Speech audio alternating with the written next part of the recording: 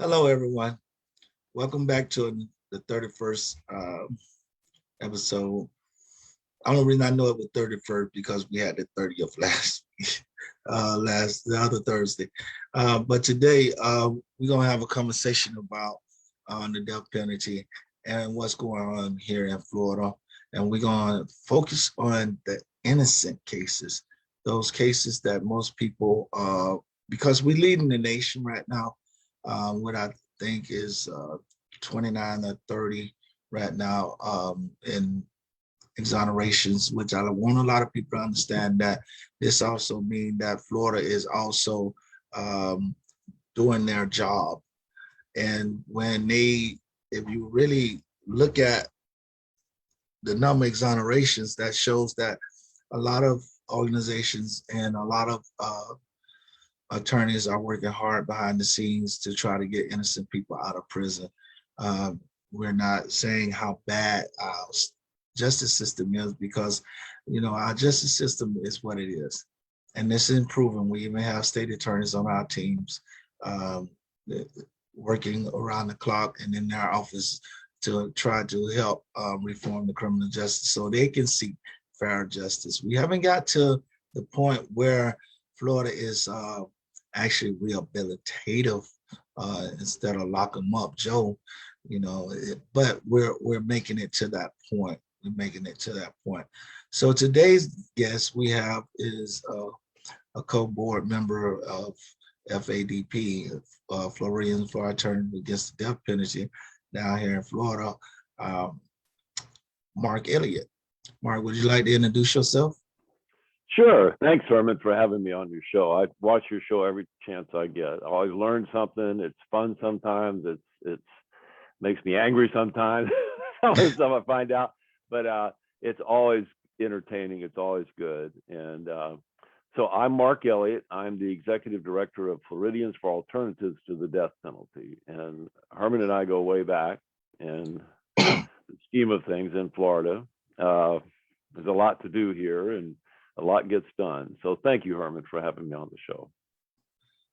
And when Mark say we go way back because when I first got home, I really didn't want to speak to nobody. I didn't want to do no speaking, and people was trying to get me to speaking and news things. And Mark was sort of like my advisor at the time, and and he said, "Well, we don't have much money, but we'll give you a little stipends." And I wanted a pair of Nikes, so I'm like, "Yeah, Mark, I'm with it." And ever since then, it's like me and Mark been like the bosom buddies, together, moving. And Mark, matter of fact, I want to start off talking about it. I know you have some slideshows and things like that, but I want to talk about something, and you're the perfect person to bring in. And this is the way when we first started, when I first came home in 2009. Actually, it started in like 2010. Speaking, it was we used to talk about a lot of polls and surveys that was being done, and at that time, a high percentage was for the death penalty. And over the years went by, and it was just speaking at little churches, little small groups, and we had got so busy with that, and every man Mark was everywhere, and his colleges and stuff like that. And I look at it where it's those little bitty things, and this way it comes in where they say it's the little things that matter. Those little small little, people will call us, just say, "We'd like to have you at our church." We go to that church, or we'd like to have you at our class. And those little bitty events, and now and it continues on as little events, but now the rate that people prefer the death penalty has dropped so low to those that uh, that was against the death penalty before is changing them. Their minds them changed dramatically in the death penalty till I don't believe that a legislature would get away with trying to enforce the death penalty, being tough on crime and be elected. I don't think that will happen this day here, especially here in the state of Florida. So, Mark, what the question is to you is that I understand education was a great part of change. Can you talk about that? Because you was in the midst of planning everything, running crazy. Those little events it was very exhausting to you. But how do you feel about them events? Do you feel that those little events actually took a big toll to what the outcome is today? Well, I do. I think a lot of seeds were planted, and a lot of people heard things they'd never heard before, and a lot of people got to meet you and they never met you before. And this was always some name, so it was always something that wasn't personal. It happened somewhere else, and surely the powers that be, the government, they're spending all this money, the marble columns in the courthouse, they must be doing everything right, or at least trying to. And then they found out it's just not like that. It's just not like that. And so I think making it real, making it personal, and creating a sense of passion and like it's like Senator Lewis said, if you see something wrong, you got to do something about it. So I think people started asking questions among themselves and saying, I saw a guy the other night, and he'd been on death row, and he's a good guy. What's going on here? How could that happen to him? He was innocent. And of course, as you know, it happens a lot. And so innocence has played a huge role in Florida, and helping people to become aware, and just think about the issue. There's a saying, the more you know about the death penalty, the less you like it. And that's been true for a lot of people. And for some people, the more they know about it, they're outraged. You have to do something about it. So we run into people that saw you, in some of those early times. We were just going around, and in the colleges, the law schools, and all that, those people are now, doing things and a big part of the system. So that had a lot to do with it. And Mark, I want to thank you for that. You contribute a lot to my success now. And I really appreciate it, because those times I was getting frustrated and you was able to talk to me. It's like you was being a psychologist and a psychiatrist, and I was driving you crazy. But we're going to move on past that. Right now, you have some slides. Tell us a little bit about the slides. Okay, I'm going to go ahead and switch to that. Okay. Yeah, it worked. So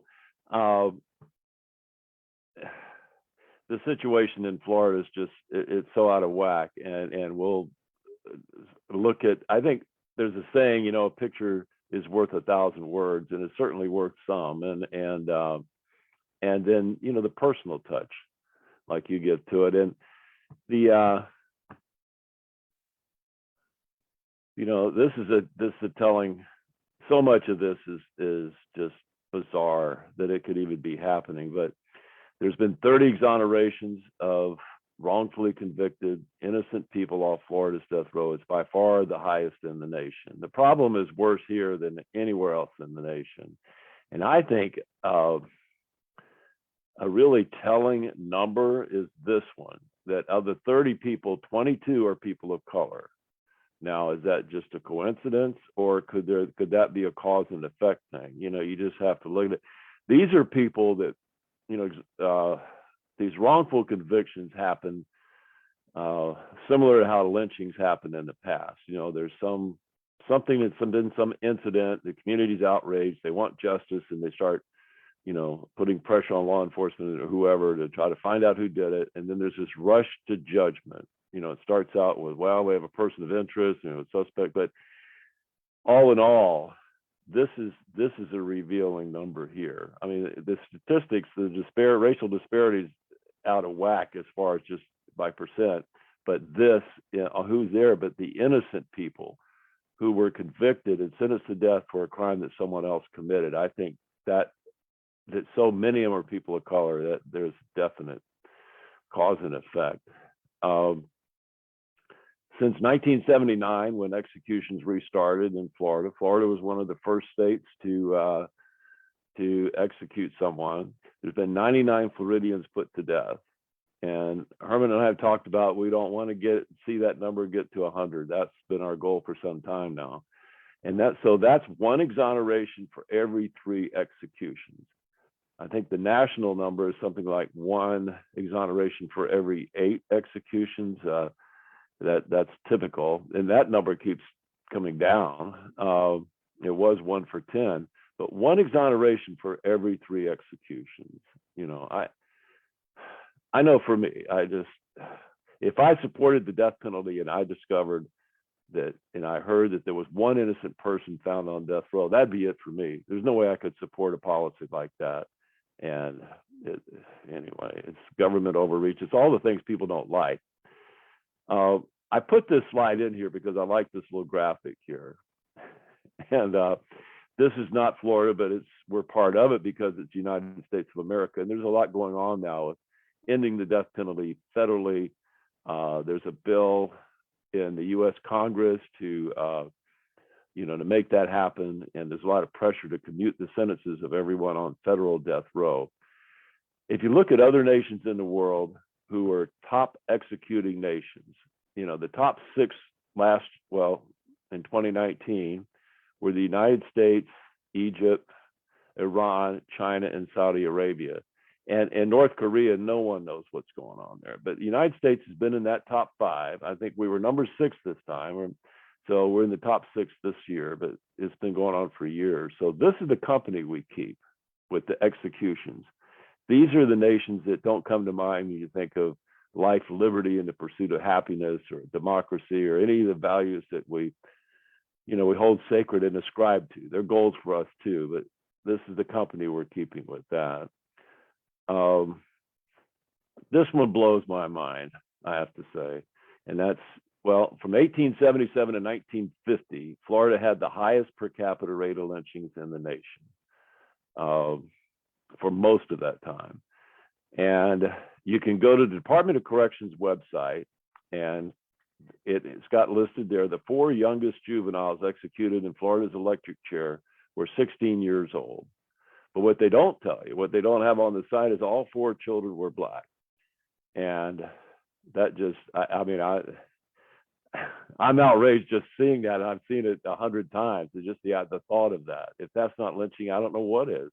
And here's the names of the children that were executed and in the electric chair. One of them, Fortune Ferguson, was 13 years old when he was arrested, tried, and convicted within 24 hours.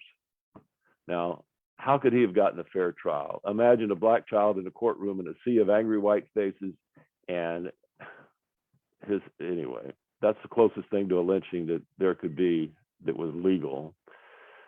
The cost of this is, it's a number, $51 million a year. What is that? I've never seen $51 million in a pile. I don't know exactly what that is, but it could do so much more than what it does. And one of the things it could do is, in Florida, there's been 14,000 unsolved homicides accumulated in the last 35 years. If you talk to law enforcement, they'll say, hey, we're doing the best we can. We don't have the funds. We don't have the resources. We don't have the people to solve more of these unsolved homicides. And, we'll hear leadership folks talk about, well, we have the death penalty. We think of the victims' families and the victims. Well, what about the 14,000 families that have gotten no justice? The person who killed their loved one is still uncaught and unknown. I mean, if this was to help the victims, it would take the 51 million and really solve more unsolved homicides. I know someone whose victims' family services were cut off because of lack of funding. It's a total waste of money. And here's the public opinion you were mentioning, Herman. It's 62% of these are voting registered voters in Florida prefer some form of life in prison without parole for those convicted of murder, and 35% prefer the death penalty. So it's actually flipped from where it used to be. And this number is reflected nationally too. It's in line with the national percentages, and things are changing everywhere. And it's thanks to groups like Witness to Innocence that are revealing the mistakes and the flaws and the reality of the death penalty that has so much to do with it. So here's a sheet with this information. If someone would like one of these, you can download it on our website, or if you want to email me, we can get one of these to you. We can get an actual hard copy of this little fold out. But it's, you know, if the information's there, our goal is for people to make a critical decision based on the best information available. That's all. You know, we don't tell anybody what to do or what to think, but just give them the data, give them the reality of what's going on, and let them decide. So anyway, I'm going to exit from this. And thanks, Herman, for letting me put that up. Hold up, before you go down, Mark. Okay. Okay. I want to talk about this 62-35%. Okay. Now, if I do recall, when we first started doing the tolls back in 2019, I mean 2009, 2010, the actual number for those in favor of the death penalty was in the 70s. So through the time, it done dropped down to 35% and shot up on the opposite side. Mm-hmm. And you know, the thing about that is because people lack the knowledge of what's going on with the death penalty. People lack, you ask people about the death penalty, some don't even know that there's been 30 exonerations, 99 actual put to death here in the state of Florida since reenactment in 1976. And this is why we do these shows like this and stuff like that, because it's so many times we don't spoke and people didn't know about any of this information. So if you feel like you want to be really involved, you know, a simple method of getting a sheet like this here and just sitting down in your group one day and see how many prefer the death penalty, how many don't, and give them some educational points on it. You don't argue a person's belief. If they believe in the death penalty, you know, I respect that. I respect that, you know, people believe what they want to believe. One of my things is that believing in death penalty is like believing in racism, you know, is something taught in your household and you picked it up and you just keep following it and keep following it and don't understand you're following a negative road on that situation, you know. And now, you know, we're giving you reality, we're giving you facts, and this are so many reasons to say, no, don't put this in place. And as I talked to you earlier, Mark, you know, one example of something that's crazy, because we always get the question, has Florida ever executed an innocent man? You know, has an innocent man ever been executed?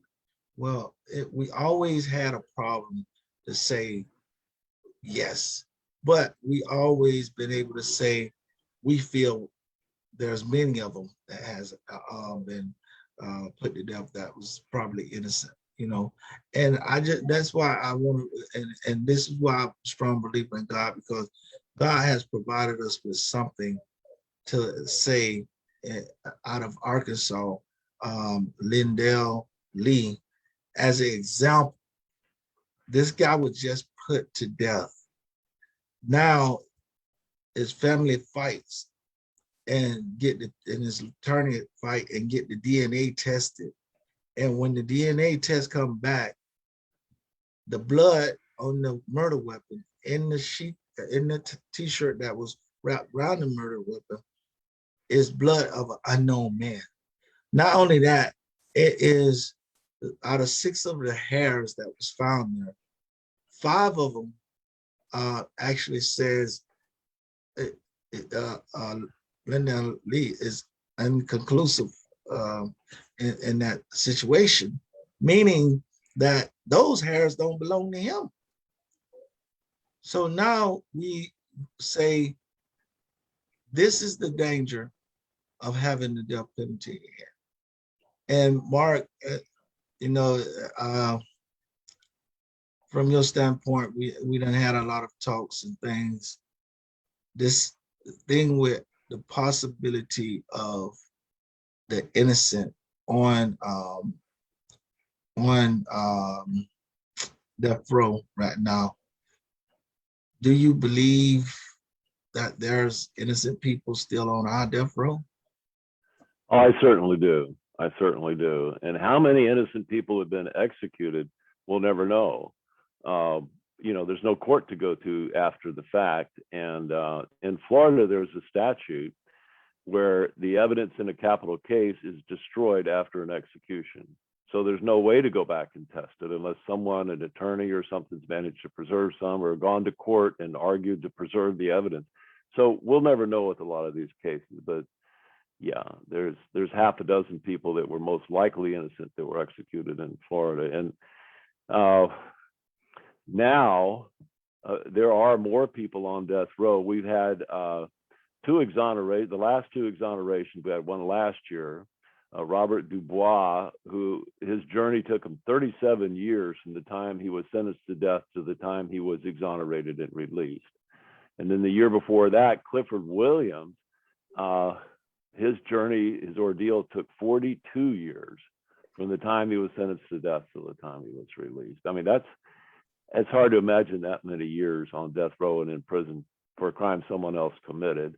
And that's helping to, create some awareness, hopefully. So now, Tommy Ziegler, who's been fighting for 46 years to have DNA tested, and some years back I actually went to the hearing, and the state permitted 3 little places on a T-shirt to be tested for DNA, but nothing more. And they resisted that for the last, 15 years. But now the state attorney, the district attorney, in some states is the same thing,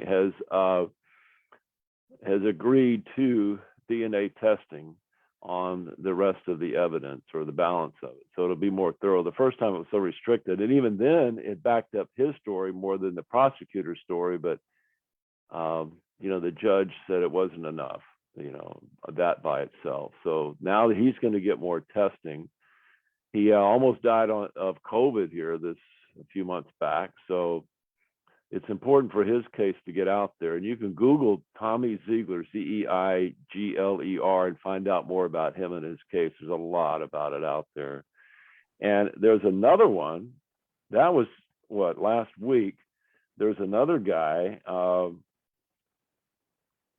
Henry Cerrici, and he's been waiting 45 years. He's been on death row 45 years, and he's been begging the last, since the beginning, please, test the DNA. And of course, they didn't do it. And so he was granted just this week. He was the same state attorney started the paperwork to get the DNA tested for him. And in Tommy Ziegler's case, the jury came back unanimously for life, and the judge overrode it and sentenced him to death.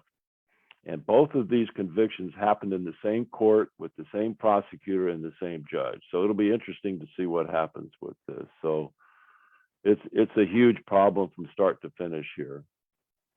But thanks for asking that question.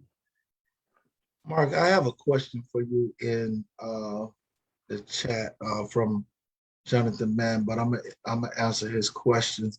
He is concerned about the emotional impact of being on death row, how it hurts families of inmates. The psychological impacts are a few examples, which is very, very true. For me, it's difficult being a father, and you explaining your kids that you might dying here, and it's a lack of it's a blockage there for the connection that you have with your kids that are so great.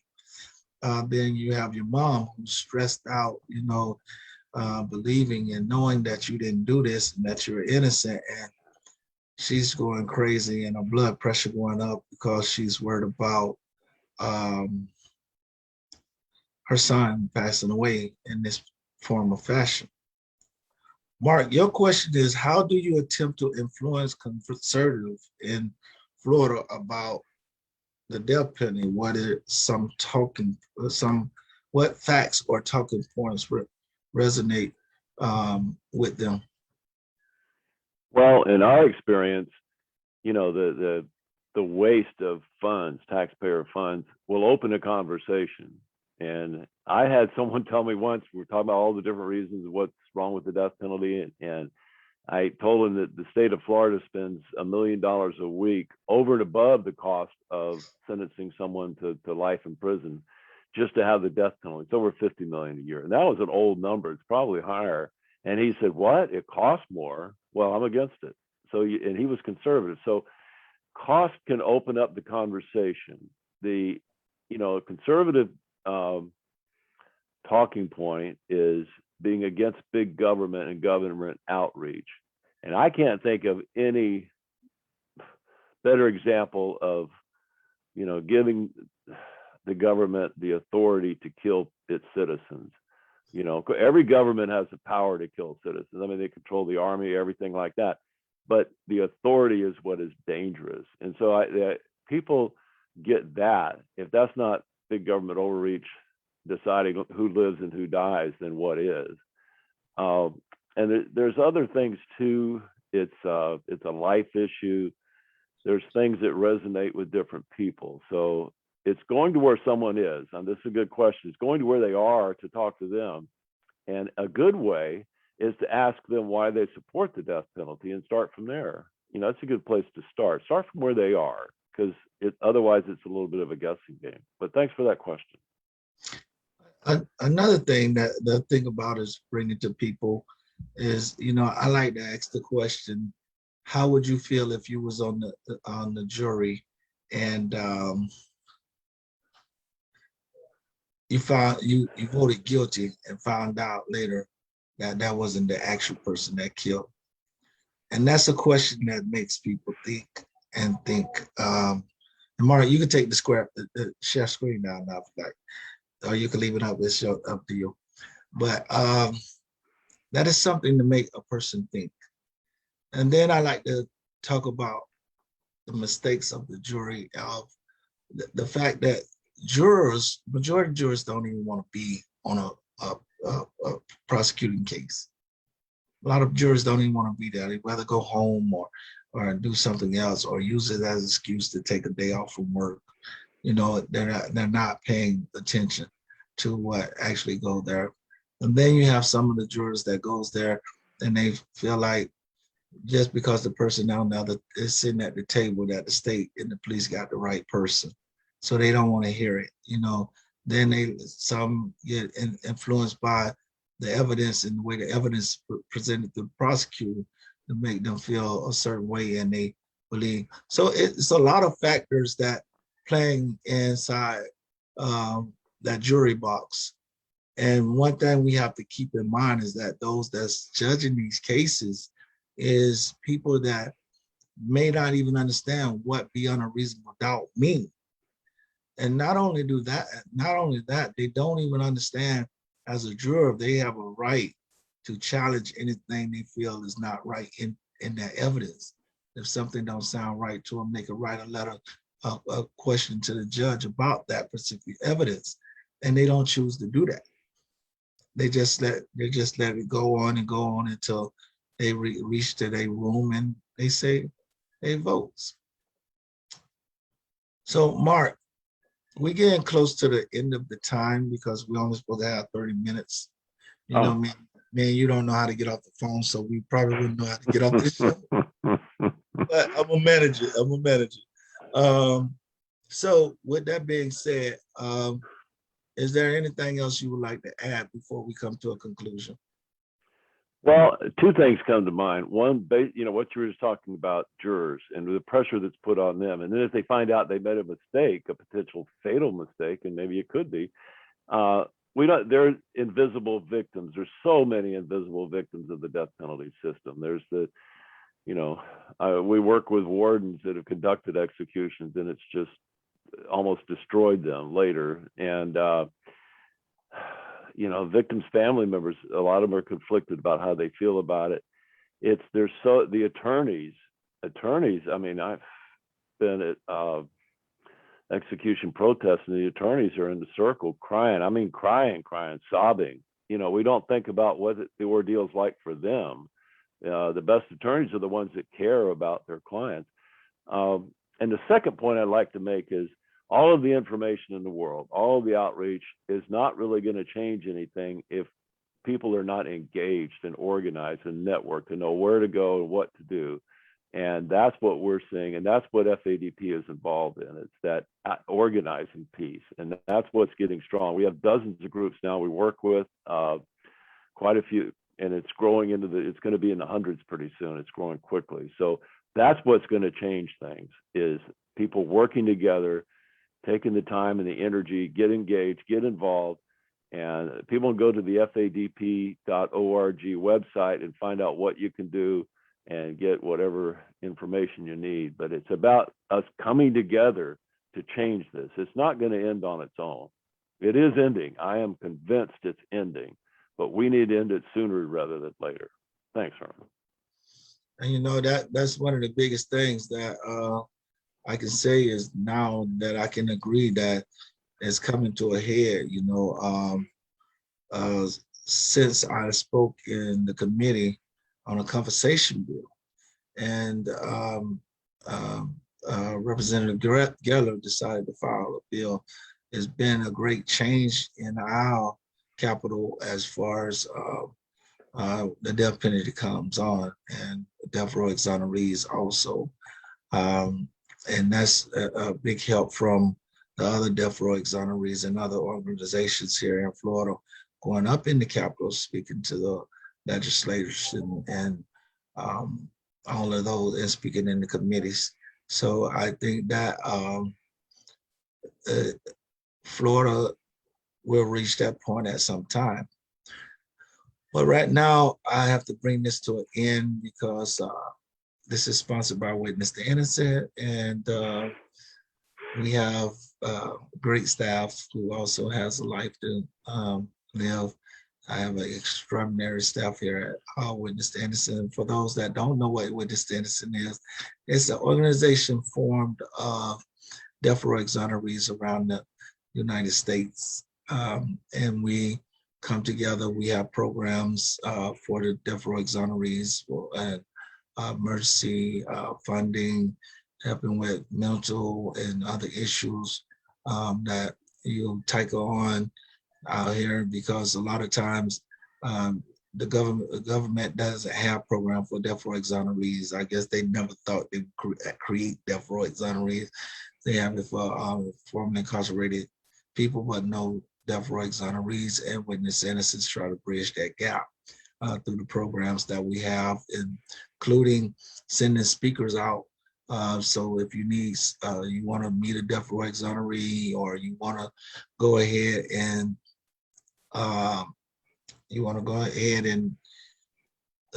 host an event, and you want a death row exoneree to come talk about the death penalty, feel free to look us up at witnessinnocent.org and come aboard. You know, we have, like I said, we have a great staff. They won't make you wait, you know, and they're always energetic on the job. So feel free to contact us at witnessinnocent.org. And then to the next episode of Cruel Justice, empowered by Witness the Innocent. I want to thank everybody for joining, and I ask that you please share the video. Thank you. Bye.